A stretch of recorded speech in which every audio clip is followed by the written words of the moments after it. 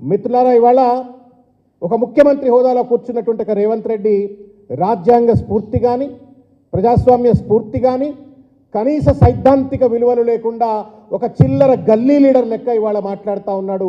ఈ వైఖరి ముఖ్యమంత్రి కుర్చీని అగౌరవపరచడమే కాదు, తెలంగాణ సమాజాన్ని అగౌరవపరిచినట్టు అనేటువంటి ఒక విషయాన్ని రేవంత్ రెడ్డి తెలుసుకోవాలా అని చెప్పని ఈ సందర్భంగా నేను విజ్ఞప్తి చేస్తా ఉన్నాను.